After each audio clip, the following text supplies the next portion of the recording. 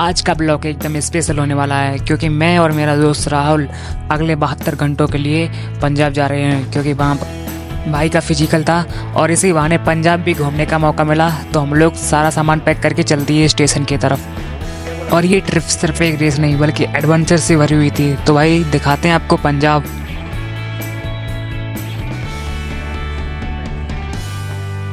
और स्टेशन पर पहुंचते हुए हमें दिखाई दी एक दादी जी। इन्हें राहुल भाई ने दिए 10 रुपये और स्टेशन पर हम 1 घंटा पहले ही पहुंच गए थे, तो इसलिए मैंने सोनू को बुला लिया और इसके साथ मस्ती की। Hello guys. हेलो भाई, बोलिए कुछ। क्या बोले भाई, सेटिंग करोगे? और थोड़ी ही देर बाद अमन आ गया। इन लोगों के साथ 1 घंटा कब बीत गया पता ही नहीं चला। एंड अगले 5 मिनट वेट करने के बाद हमारी ट्रेन आ गई और इटावा को बाय बाय करके निकल दिए पंजाब की तरफ।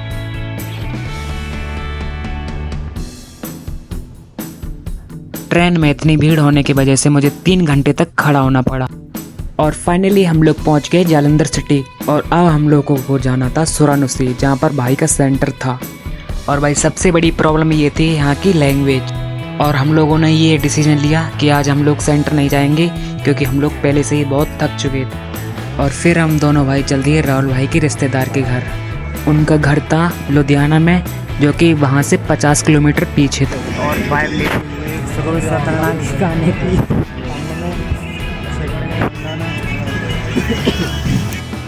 भाई फाइनली हम यहाँ दूर के रिश्तेदार के घर पे पहुँच गए हैं। और यहाँ पर बहुत आराम महसूस हो रहा है, सुकून महसूस हो रहा है भाई, क्योंकि D3 भी मिल रही है भाई। हम लोग पार्क में आ चुके हैं और भाई पंजाब और हरियाणा बकचोदी कहीं नहीं रुकनी चाहिए भाई। एंड अगले दिन दोपहर के 2 बजे हम लोग निकल दिए जालंधर सिटी की तरफ। और भाई जालंधर सिटी के बाद हमें जाना था सुरानुसी।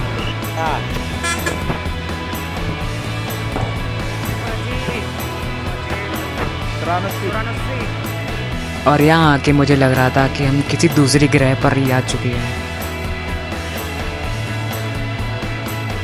और भाई हम दोनों पहुंच गए सेंटर।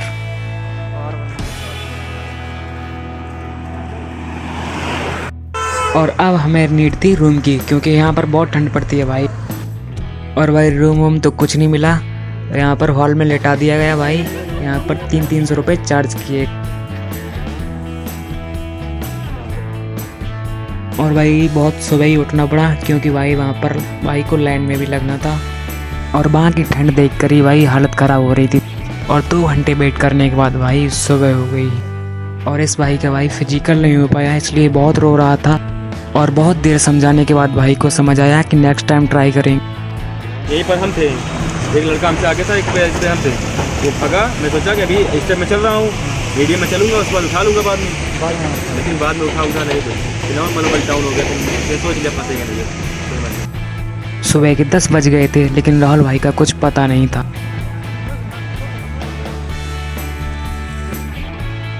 और जिन लोगों ने भाई पंजाब नहीं देखा है वो देख ले भाई, सेम ही है यार, कुछ अलग नहीं है, सिर्फ लैंग्वेज अलग है।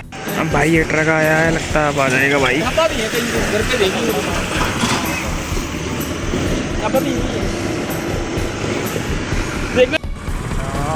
और 12 बजे के बाद भाई राहुल भाई को बाहर निकाला गया और राहुल भाई का भाई फिजिकल पास हो चुका था।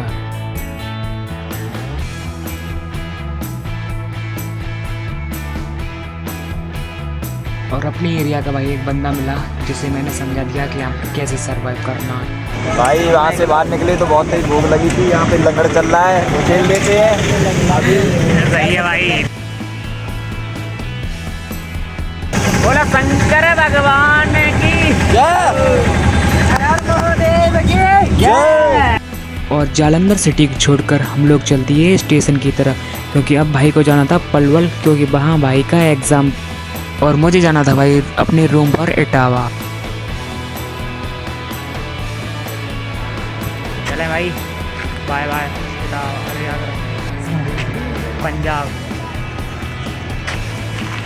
और राहुल भाई को मैंने पलवल ड्रॉप कर दिया, लेकिन मुझे अब ट्रेन में अच्छा नहीं लग रहा था। और थोड़ी ही देर बाद भाई मुझे ट्रेन ने उतार दिया आगरा, क्योंकि वहाँ मुझे अब दूसरी ट्रेन पकड़नी थी इटावा के लिए।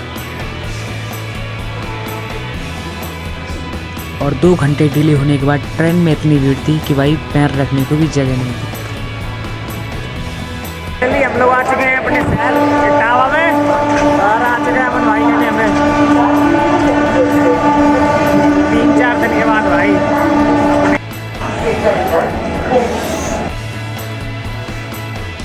और 3 दिन के बाद रूम पर पहुंचकर भाई ऐसा लग रहा था कि स्वर्ग में आ चुका हूँ। तो मिलते हैं भाई नेक्स्ट ब्लॉग में, तब तक के लिए बाय।